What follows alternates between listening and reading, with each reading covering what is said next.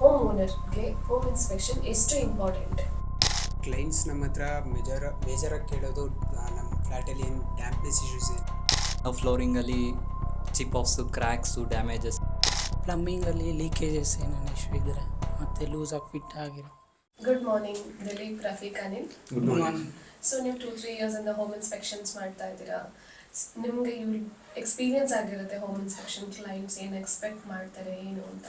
So Rafiq, ನಿಮ್ಮ experience ಏನು client ಜೊತೆ ನೀವು ಹೋಮ್ ಇನ್ಸ್ಪೆಕ್ಷನ್ಗೆ ಹೋದಾಗ? ಮ್ಯಾಮ್, ಕ್ಲೈಂಟ್ಸ್ ನಮ್ಮ ಹತ್ರ ಮೇಜರಾಗಿ ಕೇಳೋದು ನಮ್ಮ ಫ್ಲ್ಯಾಟಲ್ಲಿ ಏನು ಡ್ಯಾಂಪ್ನೆಸ್ ಇಶ್ಯೂಸ್ ಏನಿದೆ, ಕ್ರ್ಯಾಕ್ಸ್ ಏನಾದರೂ ಇದೆಯಾ, ಅದರಿಂದ ಏನಾದರೂ ಕಾಸಸ್ ಆಗ್ಬೋದು ಅಂತ ಕೇಳಿರ್ತಾರೆ.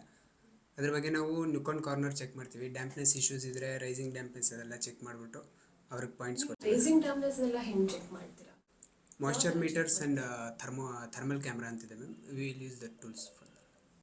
Ever wondered how to build a house that lasts generations to come? Or why that crack on an apartment wall just won't go away? Why is there that pesky seepage in that corner? Welcome to the Nemadi podcast. Okay, advanced scientific tools use ಮಾಡಿಬಿಟ್ಟು check ಮಾಡ್ತಾರೆ dampness Yes. ಮತ್ತು seepage ಏನಾದರೂ issues ಇದೆ ಅಂತ. Yes. Okay, apart from that electrical ಆಸ್ಪೆಕ್ಟ್ಸ್ನು check ಮಾಡ್ತೀವಿ. Electrical ಆಸ್ಪೆಕ್ಟ್ಸಲ್ಲಿ safety ಮತ್ತು ವರ್ಕಿಂಗ್ ಕಂಡೀಷನ್ಸು ಎಲ್ಲ ಏನೇನಿದೆ ಅಂತ ಎಲೆಕ್ಟ್ರಿಕಲ್ ಆಸ್ಪೆಕ್ಟ್ಸ್ ಕೂಡ ಚೆಕ್ ಮಾಡ್ತೀವಿ. ಅದನ್ನು ಇನ್ ಡೆಪ್ತ್ ಏನಾದರೂ ಚೆಕ್ ಮಾಡ್ತೀರಾ? ಅಲ್ಲೂ ಏನಾದರೂ ಸೈಂಟಿಫಿಕ್ ಟೂಲ್ಸ್ ಯೂಸ್ ಮಾಡ್ತೀರಾ? ಹಾಂ ಮ್ಯಾಮ್, ಸೈಂಟಿಫಿಕ್ ಟೂಲ್ಸ್ ಯೂಸ್ ಮಾಡ್ತೀವಿ.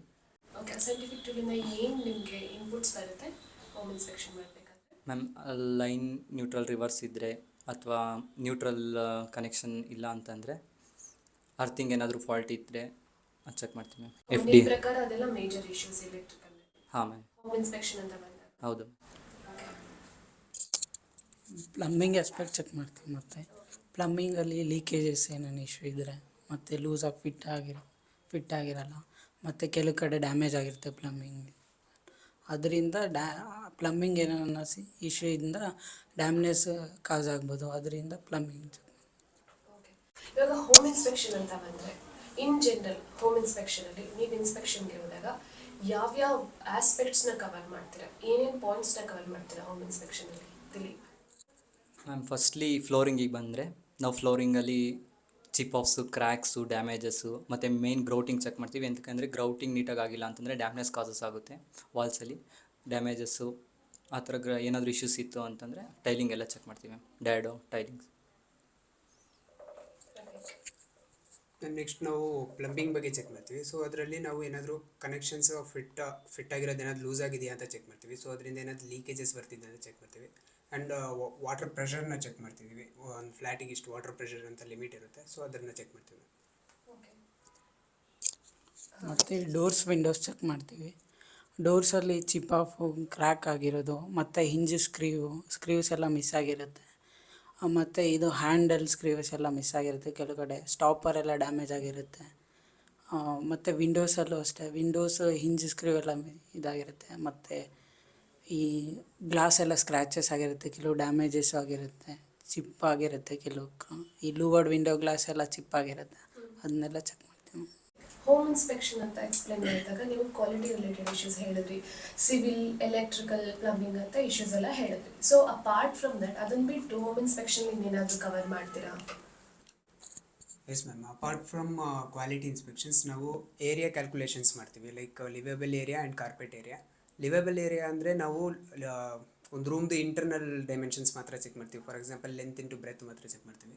ಕಾರ್ಪೆಟ್ ಏರಿಯಾ ಪ್ರಕಾರ ಹೋದರೆ ನಾವು ಆ್ಯಸ್ ಪರ್ ರೇರಾ ನಾವು ಅದ್ರದ್ದು ವಾಲ್ ಥಿಕ್ನೆಸ್ ಅದ್ರ ಜೊತೆ ತೊಗೊಂಡ್ಬಿಟ್ಟು ಅವ್ರು ಪ್ರಾಮಿಸ್ ಮಾಡಿರೋದು ಮತ್ತು ನಮಗೆ ಆ್ಯಕ್ಚುಲಾಗಿ ಸಿಕ್ಕಿರೋದು ಮ್ಯಾಚ್ ಆಗ್ತಿದೆ ಅಂತ ಚೆಕ್ ಮಾಡ್ತೀವಿ. ಓಕೆ, ನೀವು ಇವಾಗ ತಾನೇ ಹೇಳಿದ್ರಿ ರಫೀಕ್, ವಾಲ್ ಥಿಕ್ನೆಸ್ ಅಂತ. ಸೊ ನೀವು ಇಂಟರ್ನಲ್ ವಾಲ್ಸ್ ಥಿಕ್ನೆಸ್ಸು ಮೆಷರ್ ಮಾಡ್ತೀರಾ ರೇರಾ ಪ್ರಕಾರ, ಅಥವಾ ಇವನ್ ಎಕ್ಸ್ಟರ್ನಲ್ ವಾಲ್ಸ್ ಆ್ಯಡ್ ಮಾಡ್ತೀರಾ?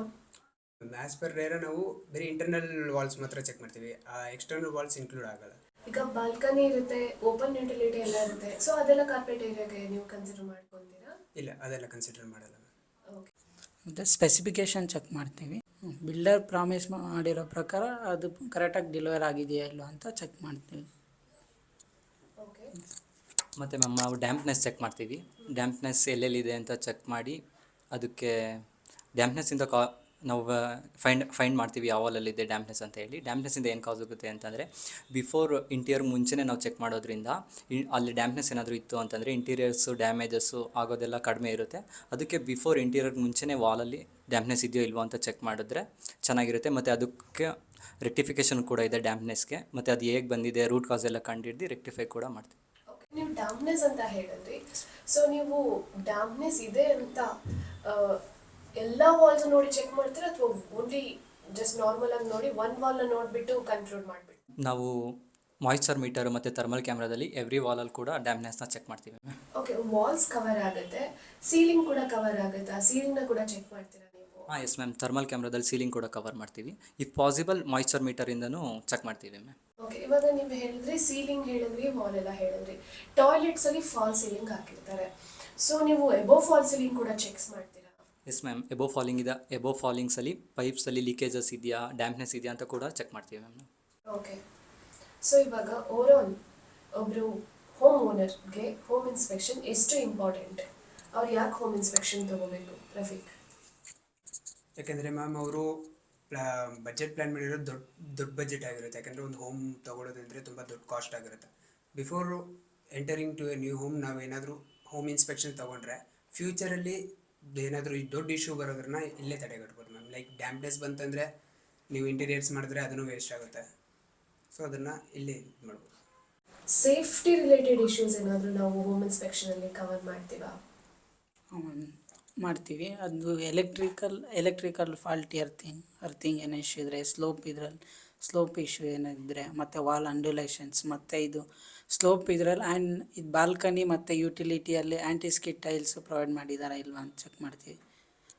ಮತ್ತು ಎಲೆಕ್ಟ್ರಿಕಲ್ ಇಶ್ಯೂ ಏನಾದರೂ ಇದ್ದರೆ, ಫಾಲ್ಟಿ ಅರ್ತಿಂಗ್ ಆ ಥರ ಏನಿದ್ರೆ ಎಲೆಕ್ಟ್ರಿಕಲ್ ಇಶ್ಯೂಸ್ ಚೆಕ್ ಕ್ವಾಲಿಟಿ.